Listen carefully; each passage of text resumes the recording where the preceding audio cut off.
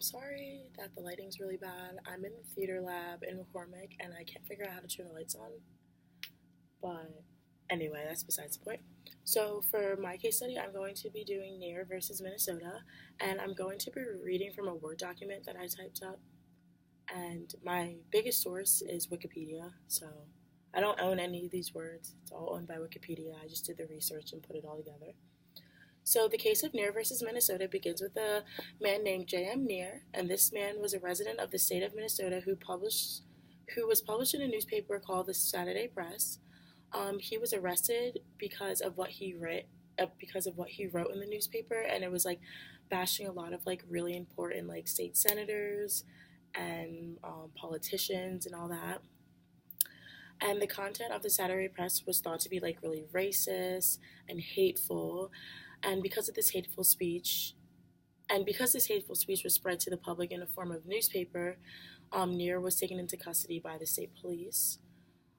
The state arrested him because of a law called the Minnesota Gag Law of 1925, and this law did not allow newspapers to publish anything that is considered like hateful, or if it's about like really important people.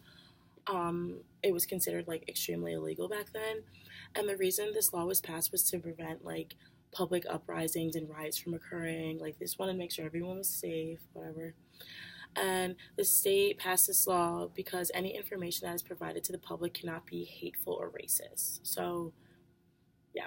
In response to his arrest, J.M. Nair appealed by stating that his publication was not criminal in the nature and that his arrest violated his First Amendment rights, freedom of speech. And Nair believed that his right to freedom of the press and his right to freedom of speech allowed him to distribute his newspaper. And Nair also believed that the content of his paper was not intended to spark violence. He just kind of wanted to state what was going on, and he deserved like the people had a right to know what was going on. And so the case of Nair in Minnesota began on January 30th, 1930. The case of Nair versus Minnesota was heard in the United States Supreme Court. In this case, J.M. Nair, the owner and the operator of the newspaper, was arrested for spiteful hate speech. So this is kind of just like an overview. And then, here's the verdict. The United States Supreme Court in the case of Nair versus Minnesota ruled in the favor of J.M. Nair by stating that the Minnesota gag law was in direct violation of the First Amendment.